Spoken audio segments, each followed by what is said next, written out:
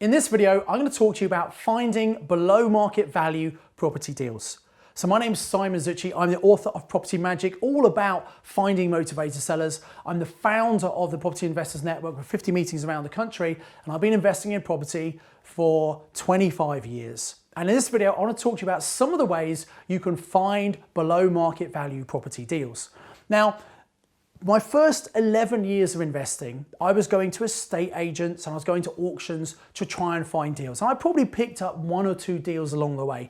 But then in 2006, at one of my own network meetings, I met someone called David, and he taught me all about buying below market value. Now, I'd probably bought at a bit of a discount in the past, but David was buying one property a month up in Durham at 30% below market value. Now, you might think, why on earth would someone sell a property below market value? And that's going to be your first problem. If you don't understand why someone would sell a property below market value, you're probably never going to find them. Henry Ford's got a great quote: if you think you can or think you can't, you're absolutely right. So very often people say to me, oh, I don't believe there's any such thing as a motivated seller. I don't believe there are any deals in my area. But if you think that, you're absolutely right. You're not going to find any deals. So the first thing is you've got to change your thinking.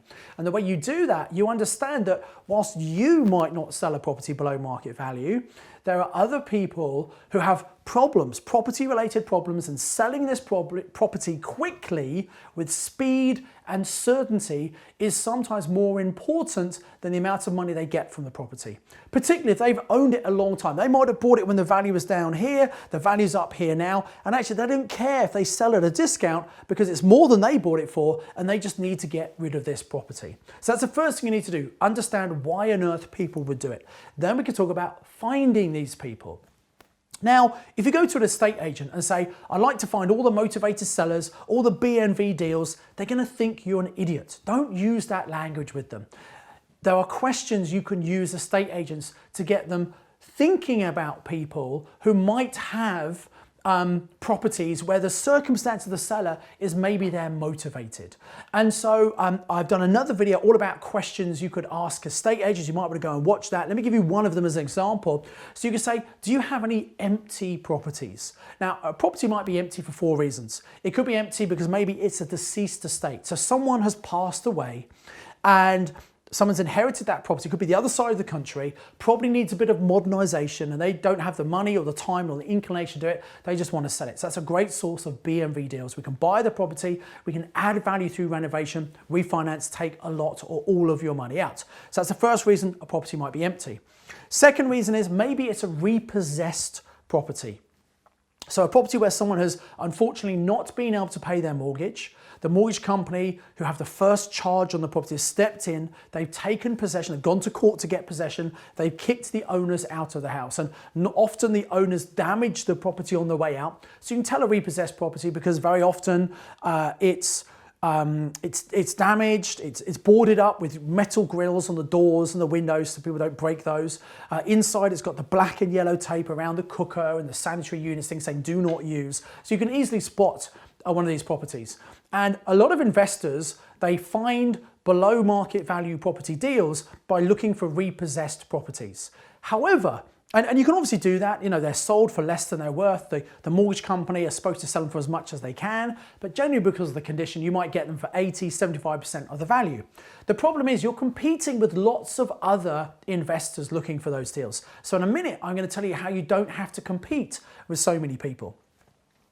The next reason why a property might be empty is because maybe it's a landlord who's retiring, they're selling up, they've got rid of the tenants and they just want to get rid of the property now. You could spot those because often they're a little bit shabby. You might have odd bits of furniture that don't really match in the property. That's usually a landlord's property. And then finally, maybe you've had a family who are living here, they've now had to move away to a different area for work, or they've emigrated, whatever the reason might be, they've got an empty property. Usually no furniture at all, just sitting there completely empty, they're looking to sell it. So in all four reasons, having an empty property is not good for the owner because it could get broken into, could be vandalized, they got to pay the council tax on it, they got to pay the standing charges of utilities. It's not a good thing to have an empty property, so they could be a motivated seller. So look for that other video on YouTube about the 8 questions to ask agents to get them to bring deals to you. Empty property is just one of those. So you can certainly work with agents to find deals. But I prefer the best way is to get sellers to come to you. This is how you find below market value property deals. By advertising and attracting sellers to you. You can put adverts in newspapers, which is a little bit old-fashioned, but it still works. Go and look at your local free weekly newspaper, and in the back, in the classified section, there might be people with adverts saying, "We buy your house fast," or "Sell your house fast this week," or things like that. Stop repossession. These are all designed to attract people who've got a problem, they need to solve it quickly, and they'll be prepared to sell their property below market value. Also leaflets, you can put leaflets out. Now if you put 100 leaflets out, you're not going to get responses. You need to do thousands and thousands of leaflets, every couple of weeks or every couple of months in the area in which you want to buy. And again, they work well. You're going to have a website. Obviously a lot of people use the internet these days. They type in "sell my house fast." The only problem with the internet is you need a really good, great looking website, because there's lots of websites out there, and if they found your website, they'll probably look at other people's websites as well. So it needs to be really good. You need to have a really high ranking in Google.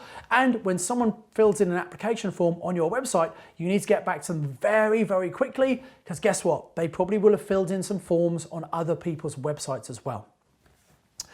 But one of my favorite methods of finding motivator seller deals is by writing letters to existing landlords. People who might be on the HMO register at local council, and maybe they're thinking about selling a property, and actually they haven't put it on the market yet, and sometimes we can pick up a deal. They may not understand the true value of their property, or maybe they might be open to some more creative solutions, things like purchase lease options, things like vendor finance, ways that we can control or buy a property using very little of our own money.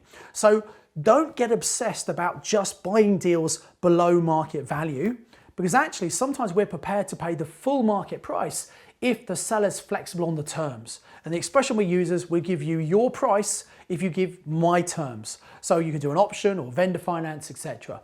So whilst we want to buy below market value, because it means that the market value is here, we're buying here, gives us a buffer in case the market comes down, sometimes we might buy at the full asking price. A mistake I see people make very often when they're trying to find below market value property deals is they see a property on the market for a certain price. They think they always have to buy at a discount, so they make a lower offer.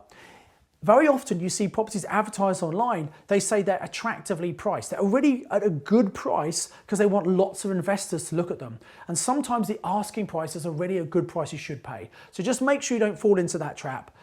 Make sure that you're not thinking you always need to get a discount off the price. I have sometimes paid more than the asking price because I can see the potential of what can be done with the property, whereas other people are just trying to save a few £1,000s off the asking price, and the offers they've made have been rejected by the owners. So learning how to find great property deals in your area is probably the most important skill that you need to develop to be a successful investor.